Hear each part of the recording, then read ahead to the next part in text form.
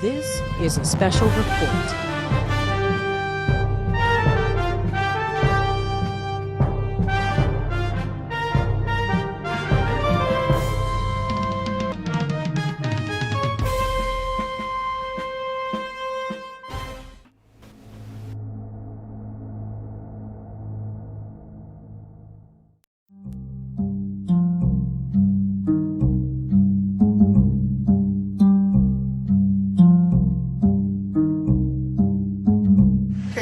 I'm sure you're aware of the issue of reparations for blacks in America. How do you feel about that issue? Do you think that blacks in America deserve to receive reparations? And if so, what would your reasons be?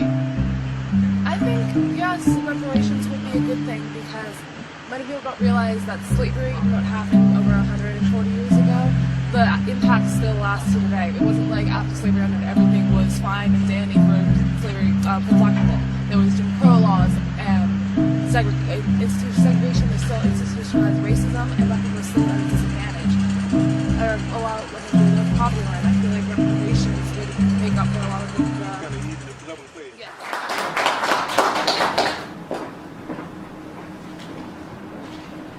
Assalamu alaikum. But I want to share some information with you.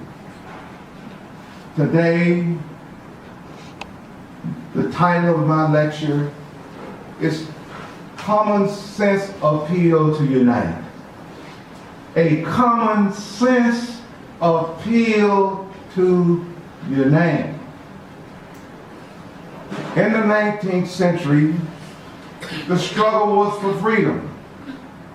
In the 20th century, the struggle was for civil rights.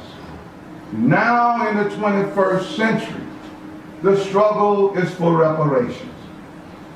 We want reparations or we will perish in the attempt. We shall receive reparations or we'll perish in the attempt. Right. We shall be victorious. Victory shall be ours in the end. Have you ever wondered why the slaves and their descendants, you and I, never received reparations? People that received reparations had a government backing them. Where's your government, black man? Surely it's not the United States government. Where is your government? You want reparations. You have reparations activists who've been fighting for reparations, but we ask those advocates, where is your government? Because the only way you will receive reparations is through a government. And I say to you that I have come to, not Washington, I'm about to say Boston, Chicago, to spread the gospel, the good news. I want to let the world know that the Afro-descended government has been established and is for you. And this government, sooner or later, is going to deal with the United States government. And what we need from you is your unity. There were people in your family tree that were slaves. That's right. They was brought to America on a slave ship called Jesus. They was brought to America on a slave ship called John the Baptist. They was brought to America on a slave ship called the Grace of God. When our ancestors was brought up on the deck of the ship called Jesus, in shackles, in chains. And the slaves looked out over the physical terrain of America, and far as the eye could see was nothing but wilderness and trees, not knowing that they were brought to America to build the white man's heaven. And they built America. This is the white man's heaven, and was built off the backs of our ancestors. And our ancestors never received a payday. Do you know that it was against the law for slaves to own property? That's right. They couldn't pass any generational wealth to you. Today, many of our people are penniless, broke, hungry and out of doors, because there was a law that prevented them from owning wealth, owning property, so they couldn't pass it to us. And today we are broke. So you and I have a duty and a responsibility to stand up and demand justice on their behalf. Right. You got to do it. No spirit God gonna do it. Jesus is not gonna do it. You got to do it. And if you don't do it, let me tell you something.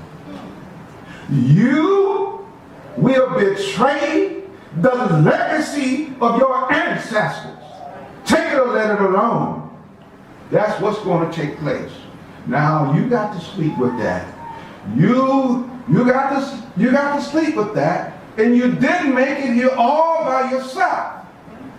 I want you to know that you're standing on your ancestors' shoulders. They paid the price. They paid the way for you and me. So we're only asking you to unite under the umbrella of the Afro-descendant government. Thomas Jefferson said, every man and every body of men on earth possesses the right of self-government. A government has been established to support you, support Afro-descendants, so that you will receive justice. No other human being in the United States government has done what the Honorable Silas Muhammad has done. It may seem insignificant because you don't see him. It may seem insignificant, but I tell you the truth. He has done a great work. He has done so much for our people, and he does the work, and he does it quietly. He don't put on no red coat and say, "See me." He is not that kind of man. But I'll say this to you, and I'm almost finished because I'm on time constraint. In 1951, 23 Jewish organizations came together in New York at the Material Claims Conference against Germany. Their objective, their aim, their purpose was to obtain reparations for Holocaust survivors. As a result of them coming together, they received $60 billion in reparations. As a result of us being divided and confused, we have not received one penny. Take it or let it alone. That is the living truth. So now the question is, are we going to unite? What are we going to do? The Jews did it. They united and they received the reparations. What are we going to do? The Honorable Elijah Muhammad said, if we can unite and march throughout the North and South into the seat of government, why cannot we unite and ask the congressman and the president who robbed and deceived us for the past 100 years up from slavery for something concrete? Now, the Honorable Elijah Muhammad was not talking about civil rights. He said, ask them for something concrete. Well, concrete is a substance, a hard substance, right? It holds up buildings, right? It's strong, right? So we need something concrete. And that concrete is reparations. That will be the foundation, and it will hold and sustain the Afro-descendant government. And that's what we need. There were 4 major marches on Washington. Did you receive reparations? No. No, you didn't receive reparations. You had unity among black people, but they didn't demand reparations when they came to Washington. In 2003, I'm almost finished. In 2003, in this city,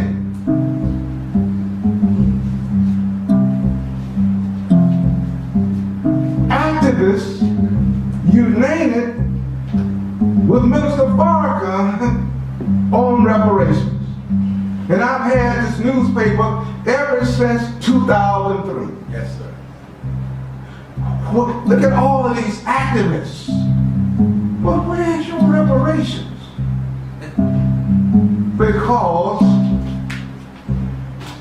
they didn't have a government. The Honorable Cyrus Muhammad got the key, and he is the man. All the rest of the leaders, they can trot on out there. You can have 20 more million man marches. Yes, sir. But if you don't have a government, it's an exercise in futility. Come on home. Come on under the umbrella of the Afro-descendant government.